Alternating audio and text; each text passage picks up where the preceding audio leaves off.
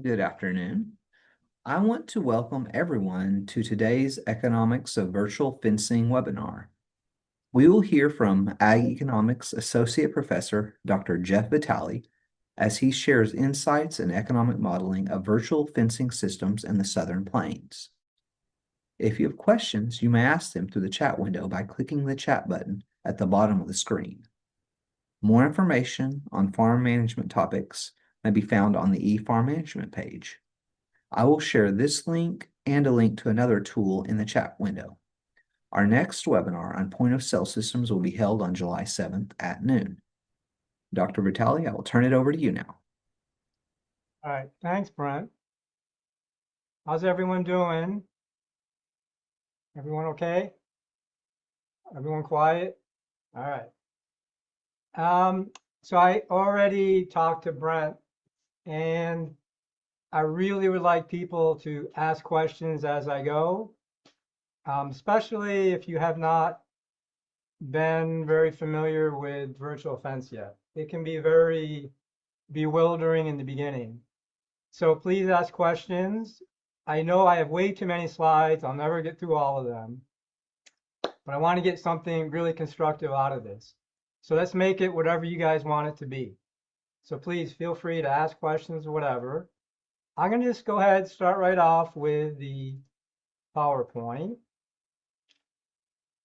Get it going here. All right.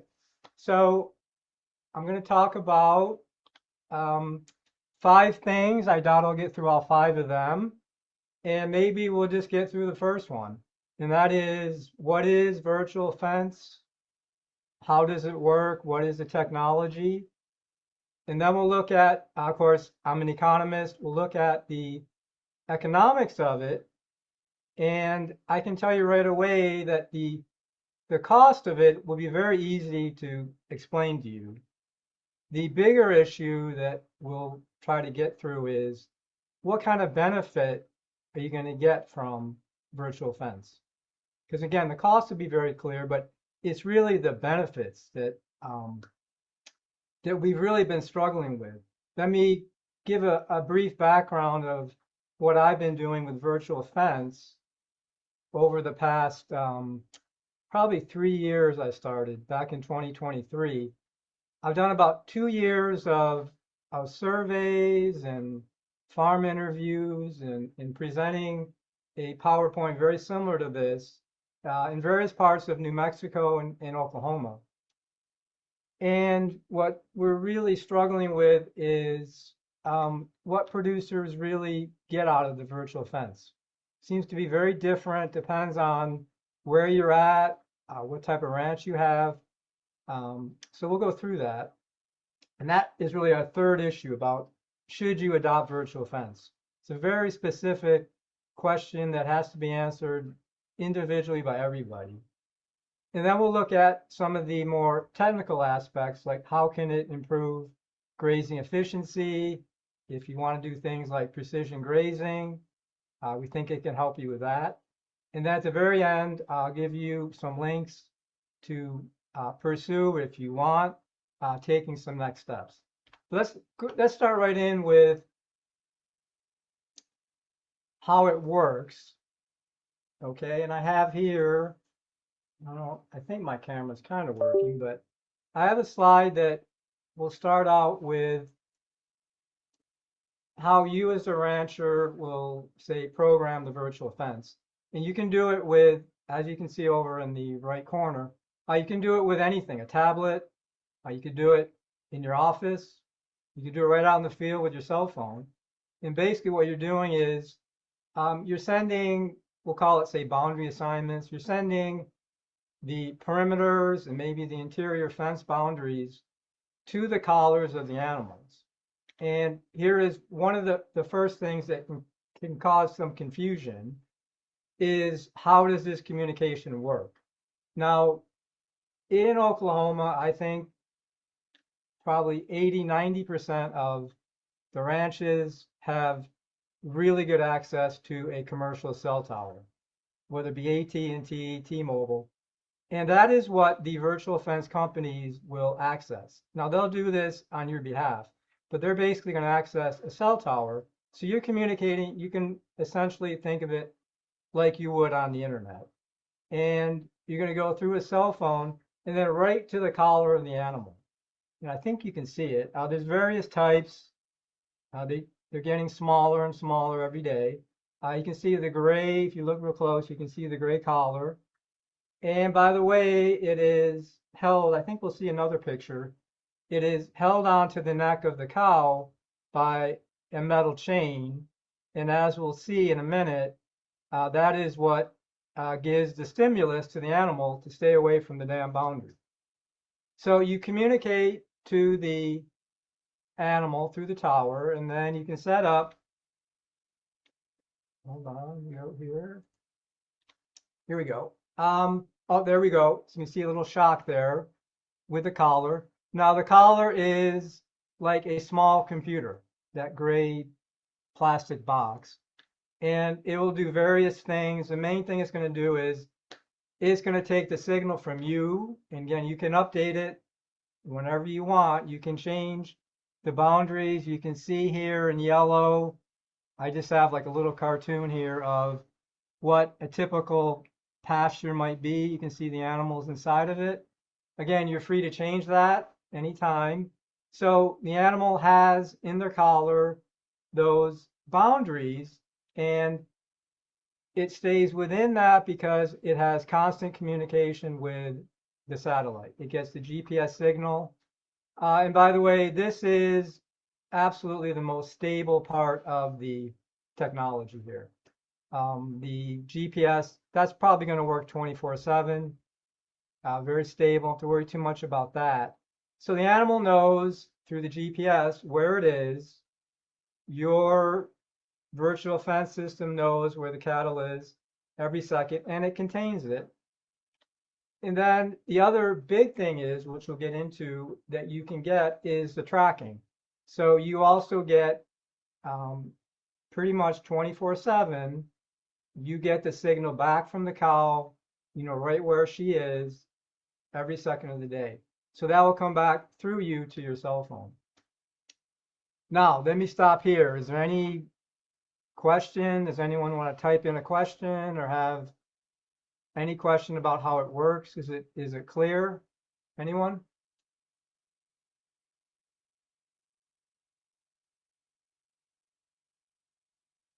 Is it okay? All right.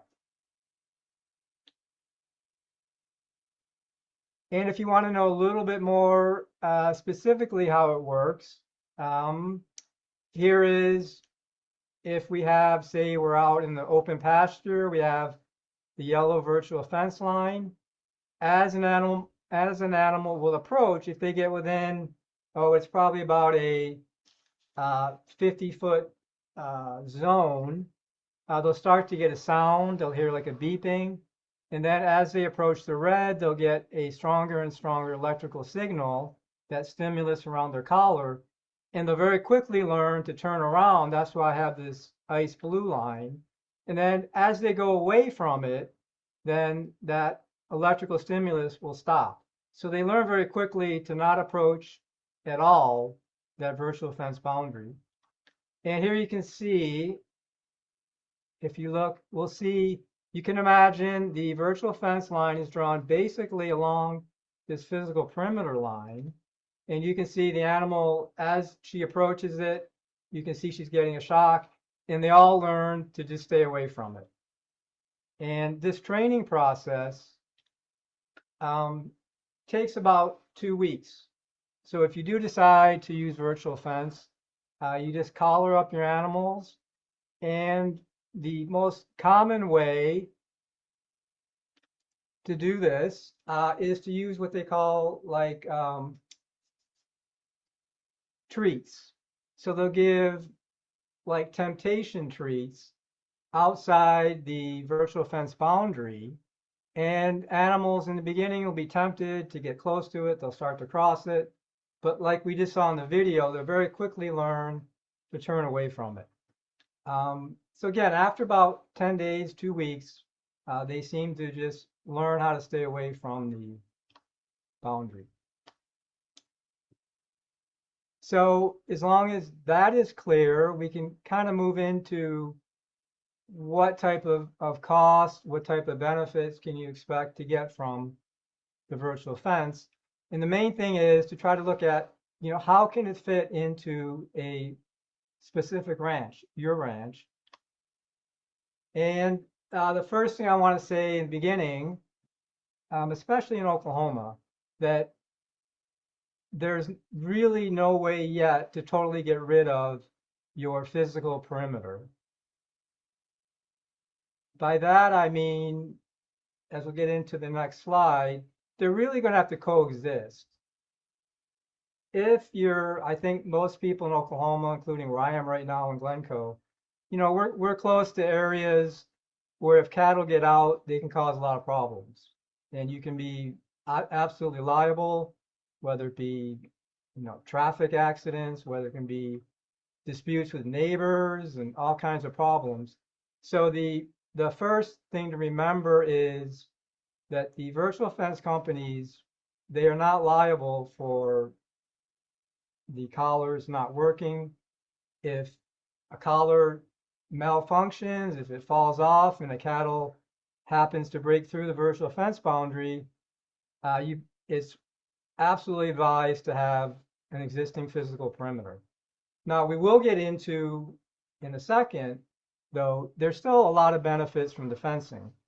And one of the big ones is that you can keep your animals away from the physical fence. So they won't be pushing up against it, they won't be butting up against it. So we expect, and I think most people agree, you can get anywhere from, I think I have here 20% extended life of your fence. That's just a guess. But for sure, your metal fence should last a lot longer, take a lot less repair. And the other thing we'll get to in a minute is you can have basically limitless interior fencing. So you can add, all of the interior fencing you want inside of your boundary, basically at virtually free cost. Now, I'll just reinforce what we said a minute ago, and that is that there's two types of technology right now. If you are in most parts of Oklahoma, like we already mentioned, if you have good cell towers and you don't have a really large herd, if you're under, say, 200, then the technology, and I'm going to use two companies, but I'm not affiliated with any one of them. One is called No Fence. They're the ones that use the cell-based tower, and that's what we'll talk about today. It's basically like a carry and go type of technology. You get the collar from the company, they'll hook it up to the cell phone for you. It's very easy. Now, if you happen to be in, let's say, the Panhandle or Western Oklahoma, or out west in the Western Mountain States where you have open range, then there's a company called Vence that will sell to bigger herds, bigger than, say, 200 head, where you set up your own base station. And if you get into like 200, 300, 500 head, it is the way to go. But we'll just focus today on, because here I have a slide. I think most people, probably on this Zoom call, and I think most people that if you're extension agent, I think most of the people you're dealing with will be probably under 200 head. So we'll be in this no fence category. Again, you can see the cell tower. Really convenient. You don't need a base station. You can run it from your phone. It has a solar battery. Battery should last probably up to 5 years. So we'll look at this. I'll just mention one last time, if you do have more than 200 herd, there's a website, or I should say there's a YouTube video that I did a month ago on that other type of Vence technology. You can watch that. But let's get into now what the economics is. And I've chewed up about half my time, but I got about 15 minutes. So we'll look at now what type of cost can you expect and what type of benefit can you expect to get. And then how can you put the two together and start to decide whether or not virtual fence is a good idea for your ranch, or again, if you're an extension agent working with ranchers, your clientele, you can start to give them, I think, a good framework, a good way to start to think about how you can sit down and assess with them whether or not virtual fence is a good idea or not. Now we're going to do it this way. Um, we're going to look at it really from I think the best way to look at it is a cost benefit approach. Because I'll just say real quick, on the right side, you can see the cow. If you're going to use, which we're talking about today, the no fence technology, then the cost is actually, very simple to get. It's just one little half of a slide. You can expect to pay for the actual collar from the company. If you take it on a per year basis, it's about, you can see about $66. Every cow to access the cell phone is about $45 per year. I put in about a 10% maintenance and a 5% replacement cost because you do have to bring the cattle in. You have to make sure the collars are working. They do occasionally fall off. There is a little bit of maintenance labor with it. So we're going to go with about 130 per year for the cost. So then the issue is, well, what kind of benefits can you expect to get? And this is where it's just a really individual decision. It's going to really depend on the ranches. I don't have time to go through all the stories, but I've interviewed probably, 50 or 60 ranchers. And I can tell you that almost every one of them has a different way of looking at it. So for one benefit looks great for one rancher, and then for the other one, they say like, why are you even bringing this up? It means nothing to me. So it's really an individual thing. And here is from our surveys, we've come up with 5 categories of benefits that we think that most ranchers can get. And what we're trying to do, and it's very difficult, is to try to get, and you have to really do this, what does it mean to you on a dollar basis for each of these benefits? Can you sit down and say, okay, if the collar is going to cost me $130 per animal, then how can I somehow look at and say, is it going to generate at least $130 in benefits per cow for me every year? Not an easy thing, but we're trying to get there. So we have, again, this framework. I have this PowerPoint that I'll make available that you can look at and start to go through, and then start to see what everybody out there is thinking about it, because it still is a work in progress. We're still looking at, I'm sure there's other benefits that we've missed, so we're looking forward to an exchange with everybody out there as well about what other type of benefits could there be. But we have 5 right here. The first 2 are about fencing. For sure, with virtual fencing, you can add any amount of fencing you want. I have a couple slides with that. That, I think, is probably one of the bigger benefits people are going to get. You can extend your exterior fence. That's for sure. The other one is, number 3 is like a convenience. If you have a ranch in Oklahoma and maybe it's a husband and wife, they don't have a lot of children, or maybe the kids grew up, they both work, knowing where your animals are throughout the day, I think for me is really important. So I think there's a lot of convenience with that. And you can also combine like number 3 and 4 together, and also with number 1, and look at also precision grazing. If you can set up however many pastures you want, if you can move the animals around every few days, if that's what you want to do, we expect there to be a big benefit in that. And then also we've also run into ranchers who have already adopted VF for reason 5, and that is they've had some parts of their land where it's been a little bit too remote. They didn't feel comfortable in putting their cattle out there. But with the virtual fence, knowing where they're at, being able to move them around, they've opened up more land. Now I've got a couple slides to just kind of go through this. Um, Here you can see the interior fence.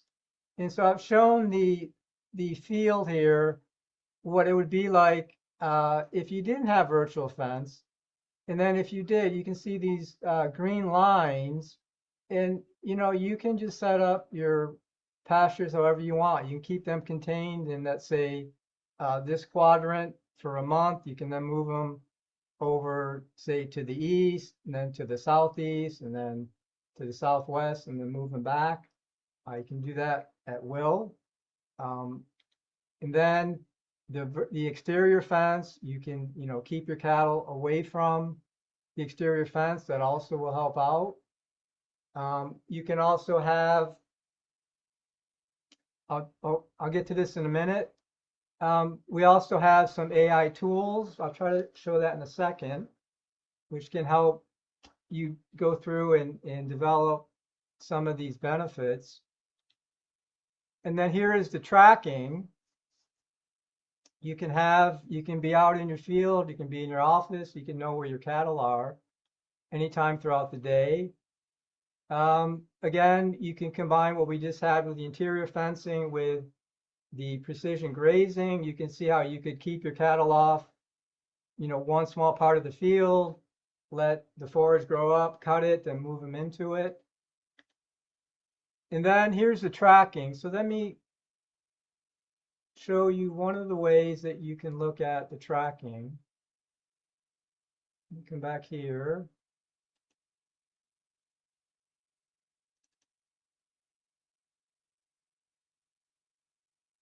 Hold on.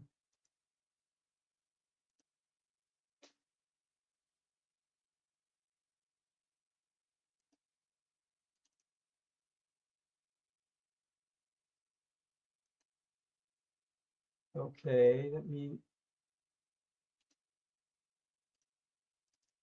okay, so let me show you one of the benefits of the precision grazing that you can get. I have here a setup. I think there's maybe about 100 cows. This is actually from New Mexico, but I have data. And what you can do is you can imagine throughout the day, you can see the animals as you can see them moving. You can see them in real time. You can see the animals moving. And then you can also get, what I have here is I just picked the 2 best grazing cows. And these would be the cows that you could look at every day through monitoring and saying, these are the cows that move the least in terms of, say, miles per day, but also had the largest uptake of grass. What this app does, it looks at, let me come here and get this out of the way.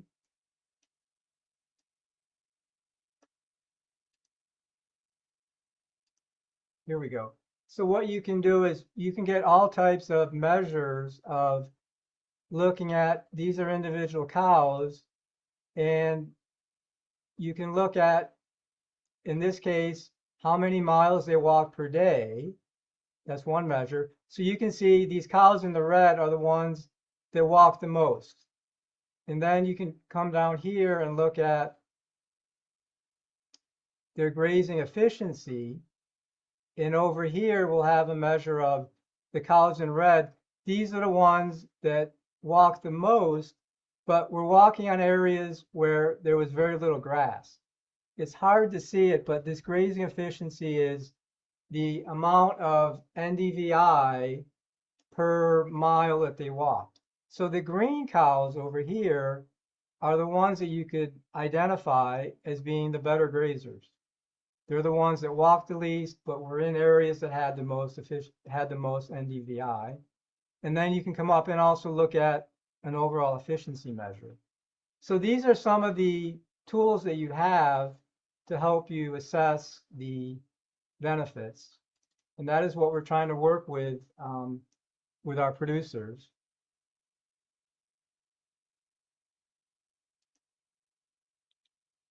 And then again, you can get all types of efficiencies. I'll go through this. Here is the last benefit. You can have also acres that you couldn't use without virtual fence, but you can then bring them into your operation, especially in riparian areas. You can imagine this area here, this stream, being an area where you're not allowed to graze your cattle. Maybe without virtual fence, you didn't feel comfortable bringing them very close, but with virtual fence, you might be able to add maybe another 10, 15 acres because you could bring them right up to the edge and not have to worry about them breaking in. So with our surveys, we have not really a great idea yet about what these benefits could be. Very hard to get these type of measures from producers, very hard to sit down and have somebody say, well, you know, what does precision grazing mean to me? How can I get a benefit from that? But here is, you know, some of the measures we have in terms of interior fencing. Maybe it's $100 per head. Maybe the exterior fencing lasting might be another $12. And the tracking and the better grazing, they're around $5 each. The more bringing in more pasture might be $8. So that is what we're trying to work at. Because if you can take that, and I know I'm running out of time, if you could take that and then try to come up with some overall benefit, like if you take that typical rancher we have here, and if you add up their benefits, then you can start to make some type of comparison between the benefit you expect and that cost, which is again around somewhere around $125, $130. So that is what we're trying to work with our framework. And I do have what I did do. I'm running out of time, but I did run through a typical ranch in Lincoln County. I took, say, 50 cows.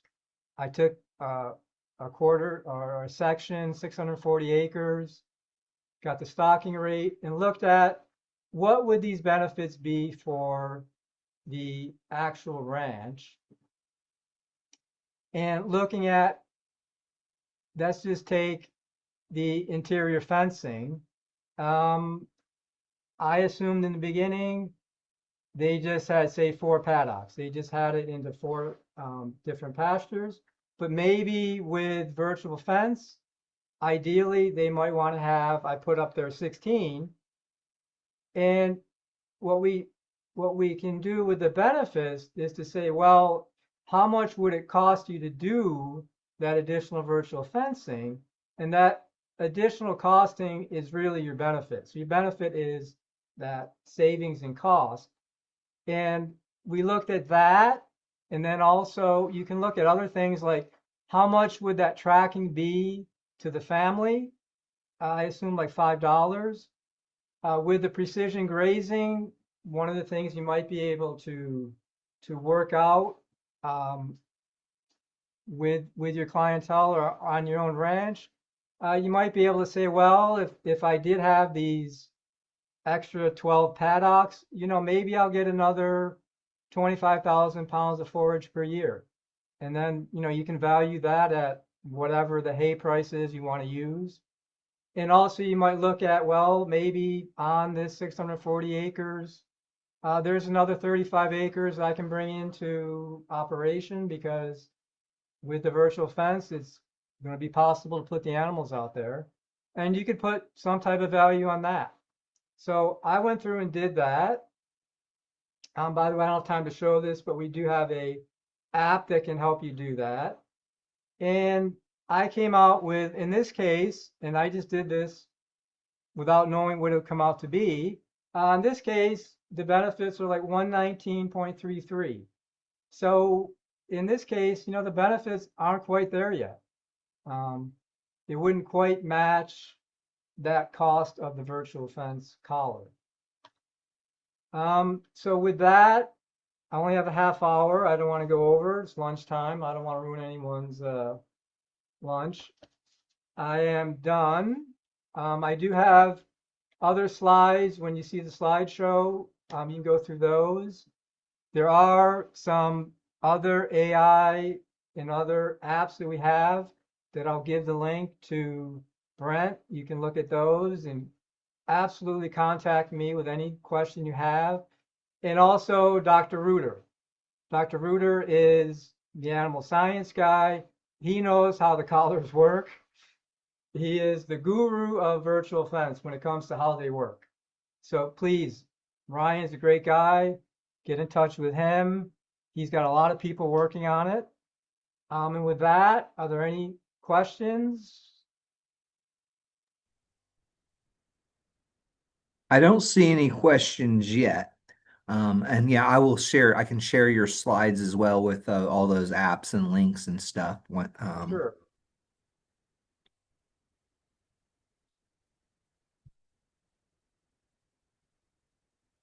Cool. So Liana says, thank you. This was great information.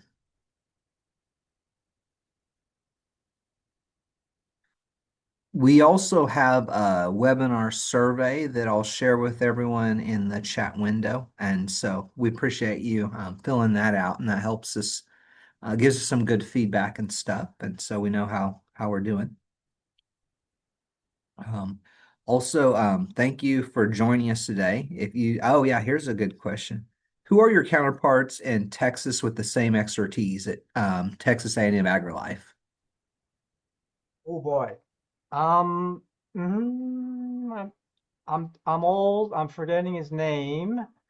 Um, if you email me, I can give it to you. I know who he is. I'm forgetting his name. But they absolutely have an equal type of program like Ryan has here at Oklahoma State. Absolutely. So I can get you, if you email me, I can get you in touch with that person for sure. Thank you for the good question, Mark. And yeah, there's Dr. Vitale's email on the screen there, jeffrey.vitale@okstate.edu. Okay, good to hear. So yeah, thank you again, everyone, for joining us. Thank you, Dr. Vitale, for telling us about this topic because it's something I really wasn't familiar with either. And as you were discussing earlier, a lot of people aren't familiar with it. So we appreciate you sharing all this good information with us.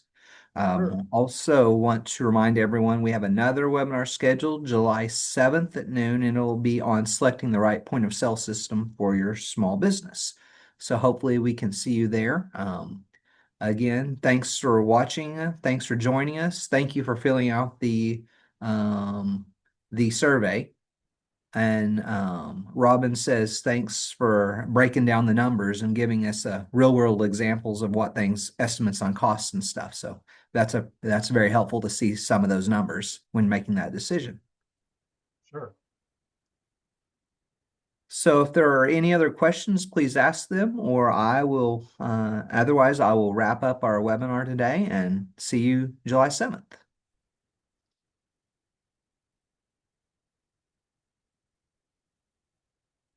Well, I don't see anything, so I think I'm going to call it a day. So thank you, everyone, and we'll see you later. Thanks.